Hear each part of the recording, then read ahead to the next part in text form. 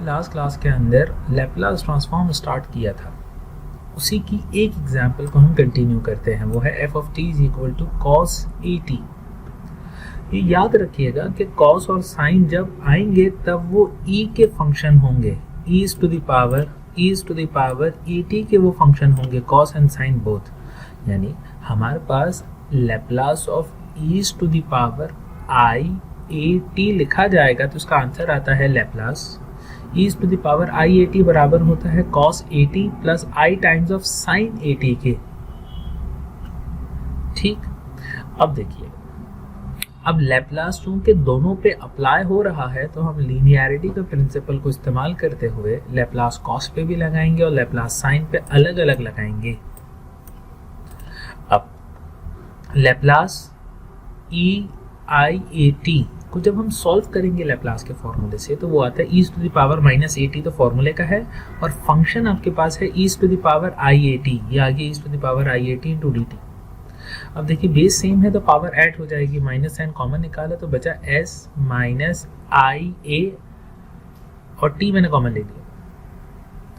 अब इंटीग्रेशन में e to the power हो तो उसका रूल ये है कि जो e टू द पावर है वो पावर डिनोमिनेटर में लिखी जाएगी, तो पावर आ गई अपॉन में माइनस s माइनस आई ए, और t तो हमारे पास एक्चुअली फंक्शन है। अब हम लिमिट अप्लाई कर दें, यानी देखिएगा अब हमने काम किया कि भाई ये minus one over s minus I ये साइड पे निकाला, e टू द पावर ये माइनस में थी तो ये माइनस में थी तो ये रेसिप्रोकल होके यानी डिनोमिनेटर में आके ये पॉजिटिव हो जाएगा, यानी वन डिवाइडिंग में e to the power s minus I A into T. और दूसरा देखिएगा अब इसकी लिमिट क्या है, जीरो और जीरो से लेके इन्फिनिटी तक। अब लिमिट पुट कर दें, t की जगह पे एक दफा इन्फिनिटी पुट करेंगे तो एनीथिंग डिवाइडिंग में infinity is zero minus anything dividing, देखिए upper limit minus lower limit e to the power zero हो जाएगी, एनीथिंग पावर जीरो वन के बराबर होता है, तो उसका आंसर आया वन। अब देखिए हम अवॉइड करते हैं कि अपाउंड में माइनस हो और आयोटा हो, अपाउंड में आयोटा को हम अवॉइड करते हैं, तो इसलिए हम इसे फैक्टराइज, हम इसे रैशनलाइज करें। रैशनलाइज का मतलब ये है कि आप मल्टीप्लाई एंड डिवाइड करेंगे इसके कॉन्जुगेट से, यानी अगर ये s minus I A T है तो हम इसे मल्टीप्लाई करेंगे और डिवाइड करेंगे s plus I A T, s plus I A T से। मैथमेटिकली हम ये कर सकते हैं क्योंकि ये चीज़ डिनोमिनेटर न्यूमिनेटर कैंसिल हो जाएगा तो हमारे पास बचेगा यही।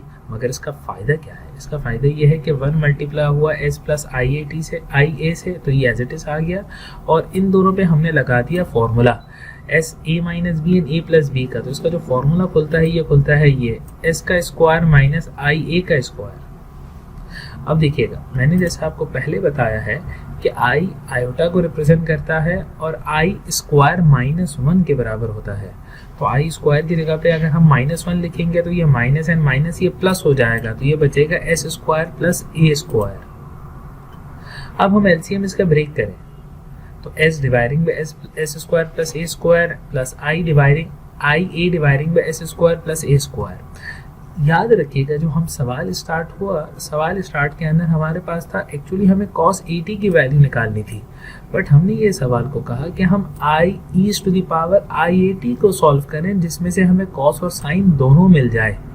तो इसका मतलब ये हुआ था कि l लैपलास ऑफ cos फिर i times Laplace of sin आया। तो इस आंसर को अगर मैं देखूँ तो इस आंसर में भी दो हिस्से आए, एक है विदाउट i, एक है विद i। तो जैसे हमारे पास यहाँ पे विद i के साथ साइन था और विदाउट i cos था, तो हमने इस सवाल में यही कहा कि अब हम ये कह देते हैं कि ये जो पार्ट है ना ये लैपलास ऑफ cos के बराबर है और ये वाला जो पार्ट है ये लैपलास ऑफ साइन के बराबर है। फिर से देखिए दोस्तों, हमने आज के दिन सवाल स्टार्ट किया function of t is equal to cos at। cos and sin जब आएंगे तब वो e to the power I A T में लिखा जाता है, यानी Laplace of e to the power I A T निकालेंगे तो उसका आंसर sin एंड cos की शक्ल में आएगा। ठीक है, अब as per the linearity principle which is used in Laplace, Laplace cos के साथ लिखा जाएगा, लैपलास sin के साथ लिखा जाएगा।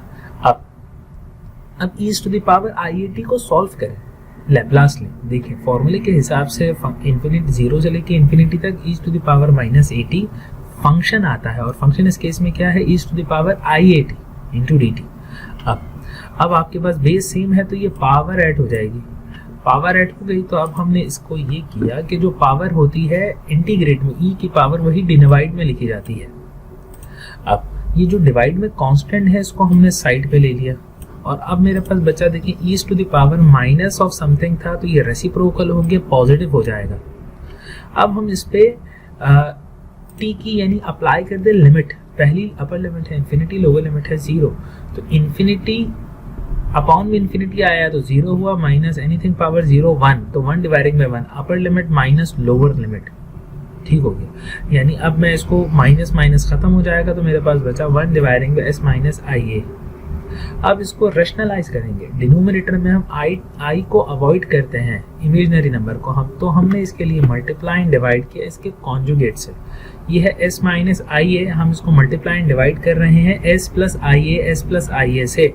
तो जब ये आपस में मल्टीप्लाई हुआ तो ये हो गया s स्क्वायर माइनस आई ए का स्क्वायर और ऊपर आया s प्लस आई ए। अब देखिए आयोटा है और उसका स्क्वायर हो रहा है, बाहर माइनस है तो ये प्लस बन जाएगा। तो अब हम इसका एलसीएम ब्रेक करें तो ये लिखा जाएगा ऐसे s dividing bye something and I A dividing by something.